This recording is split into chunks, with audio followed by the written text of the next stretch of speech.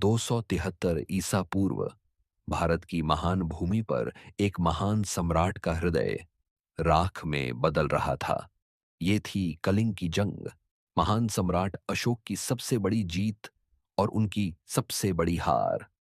उन्होंने तलवार छोड़ दी, पर अशोक जानते थे कि हिंसा तो मिट सकती है, लेकिन ज्ञान, ज्ञान तो अमर है। उन्होंने समझा कि सबसे खतरनाक ज्ञान तलवार नहीं, बल्कि विचारों का ज्ञान है, और इसलिए उन्होंने दुनिया के 9 सबसे बुद्धिमान व्यक्तियों को चुना।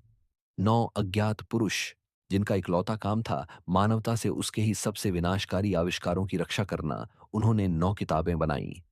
हर किताब में एक ऐसी विधा का रहस्य था जिसे आज का विज्ञान भी पूरी तरह नहीं समझ पाया है। पहली किताब, प्रोपेगेंडा, मनोवैज्ञानिक युद्ध। कैसे बिना हथियार उठाए लाखों लोगों की सोच को नियंत्रित किया जा सकता है। दूसरी किताब, फिजियोलॉजी, मानव शरीर का पूरा ज्ञान, एक ऐसी कला जिससे सिर्फ छू कर किसी को मारा जा सकता है। और तीसरी किताब थी सबसे खतरनाक, माइक्रोबायोलॉजी, जैविक हथियार, वो कीटाणु जो पूरी सभ्यताओं को मिनटों में मिटा सकते हैं। चौथी किताब, पारस पत्थर का सच, लोहे को सोने में बदलना नहीं, बल्कि धातुओं का पूर्ण रूपांतरण। पांचवी किताब, संचार, कम्युनिकेशन, पृथ्वी के बाहर की दुनिया से संपर्क। क्या अशोक जानते थे कि हम ब्रह्मांड में अकेले नहीं हैं? छठी किताब का रहस्य आज भी हमें चौंकाता है। एंटी गुरुत्वाकर्षण, ग्रेविटी, विमान उड़ाने की वो गुप्त तकनीक जिसे हमने भुला दिया।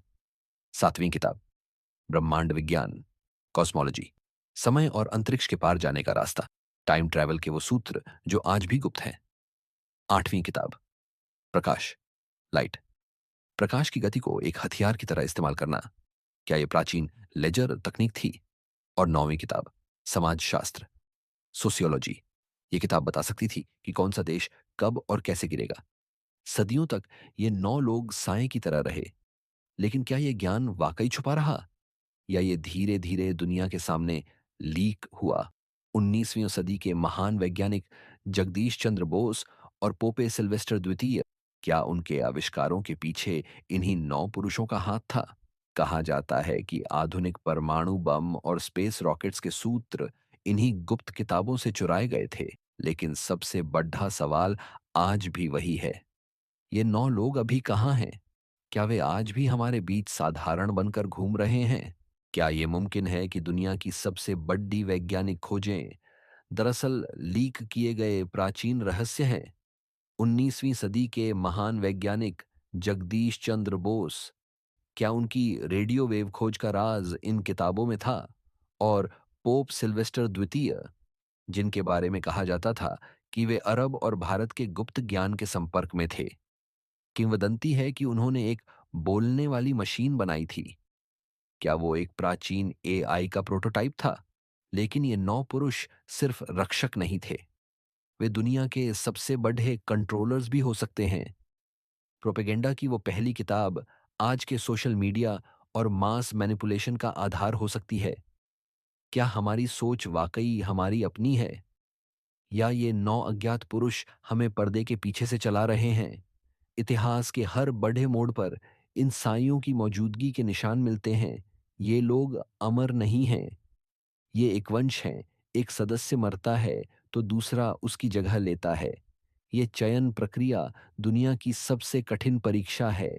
केवल सबसे शांत और बुद्धिमान ही चुने जाते हैं। उनका मुख्यालय कोई नहीं जानता, शायद हिमालय की कंदराओं में, या दिल्ली की भीड़ भाड़ के नीचे।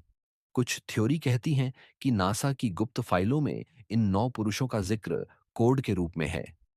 गुरुत्वाकर्षण और अंतरिक्ष यात्रा की उनकी तकनीक ही आज के यूएफओ साइटिंग्स का असली कारण हो सकती है। अगर ये किताबें गलत हाथों में लग गईं, तो परमाणु युद्ध भी एक छोटा सा खेल लगेगा। इसीलिए अशोक ने इन्हें अज्ञात रहने का आदेश दिया था। पर सवाल ये है, क्या हम आज इस ज्ञान के लिए तैयार हैं? क्या इंसानियत इतनी समझदार हुई है? इंटरनेट पर कई ऐसी वेबसाइट्स हैं जो दावा करती हैं कि उन्होंने इन 9 पुरुषों से संपर्क किया है, लेकिन वे सिर्फ चेतावनी देते हैं। वे दखल तब देते हैं जब विनाश करीब हो। क्या कोविड या क्लाइमेट चेंज जैसी आपदाएं भी उनकी किसी किताब का हिस्सा हैं? शायद वे हमें परख रहे हैं। क्या हम अपनी विनाशकारी आदतों को सुधार पाएंगे? सम्राट अशोक का वो सपना, एक शांतिपूर्ण दुनिया का, क्या वो इन 9 पुरुषों के ज़रिए पूरा होगा?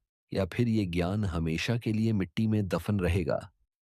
अगली बार जब आप किसी असंभव खोज के बारे में सुने, तो सोचिएगा, क्या ये इंसानी दिमाग का करिश्मा है? या ये सम्राट अशोक के 9 पुरुषों का तोहफा? आपको क्या लगता है? कमेंट्स में बताएं और ऐसे ही अनसुलझे रहस्यों के लिए सब्सक्राइब करें।